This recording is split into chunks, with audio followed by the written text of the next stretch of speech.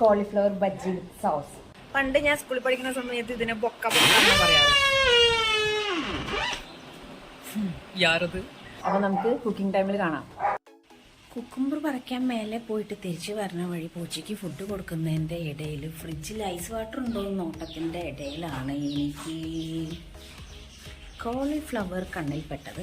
അപ്പോൾ വിചാരിച്ചു ഇന്ന് കോളിഫ്ലവർ ബജ്ജി ഉണ്ടാക്കിയാലോ എന്നുള്ളത്. സാധാരണ സൺഡേസിലാണ് നമ്മൾ സ്നാക്സ് ഉണ്ടാക്കാറുള്ളത്. പക്ഷേ എന്തെങ്കിലും കഴിക്കാൻ തോന്നി കഴിഞ്ഞാൽ സൺഡേ, മൺഡേ, ട്യൂസ്ഡേ, വെച്ച് തേഴ്സ്ഡേ, ഫ്രൈഡേ, സാറ്റർഡേ ഒന്നുമില്ല.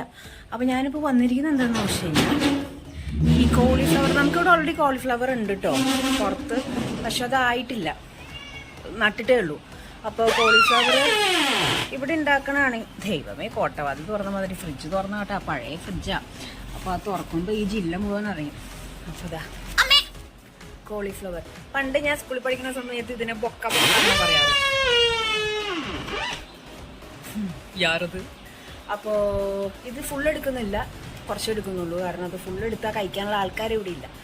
അപ്പോൾ ഇതുകൊണ്ട് അറിയാലോ, ഇതിനെ കുറച്ച് നേരം പൊളിച്ച് വെള്ളത്തിലിട്ട് വച്ചിട്ട് ഇത്തിരി ഉപ്പിട്ട് വെക്കണം. ഒരു ലൈറ്റ് ഇളം ചൂടുവെള്ളമാണെന്നുണ്ടെങ്കിൽ കുറച്ചുകൂടി നല്ലതായിരിക്കും. കാരണം ഇതിൻ്റെ ഉള്ളിൽ ആൾക്കാർ ഒരുപാടുണ്ടാവും, പുഴുക്കൾ.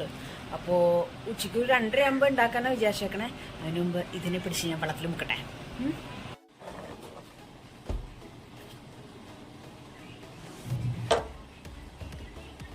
ആക്ച്വലി ഞാൻ ഒരു റെസിപ്പി കണ്ടിട്ടുണ്ട്, തമിഴ്നാട് ഏത് ഭാഗത്താണെന്ന് തോന്നുന്നു. ഇതില്ലേ കോളിഫ്ലവറിൻ്റെ ഈ ഒരു സംഭവം, ഇത് കറി വയ്ക്കും തോരൻ പോലെ. നമ്മൾ യൂസ് ചെയ്യുന്നില്ല, നമ്മൾ ഇതുവരെ ചെയ്തിട്ടില്ല. അപ്പോൾ ഞാൻ എന്താ വെള്ളം ഉപ്പിട്ട് കൊണ്ടുവച്ചിട്ടുണ്ട്.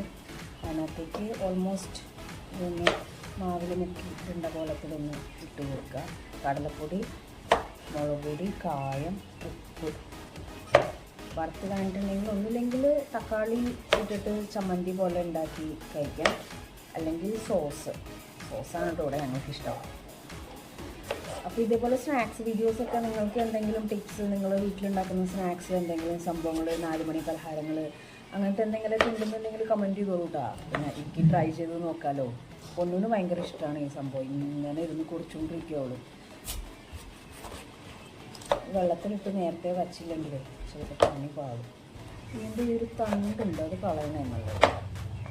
ഇത് നൈസായിട്ട് വെള്ളത്തിൽ ഇടാം.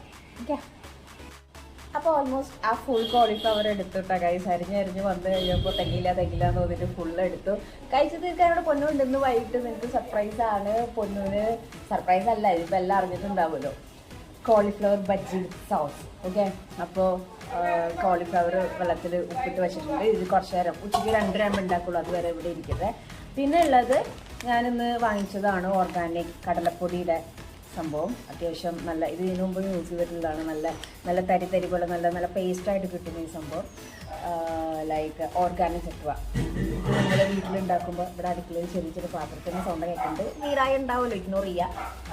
അപ്പം ഇത് നിങ്ങൾ എപ്പോഴെങ്കിലും ഒന്ന് യൂസ് ചെയ്ത് നോക്കുക. നല്ല കുഴമ്പ് പോലെ കിട്ടുന്ന സംഭവമാണ് ചട്ടുവ. ഓക്കെ, അപ്പോൾ നമുക്ക് കുക്കിംഗ് ടൈമിൽ കാണാം.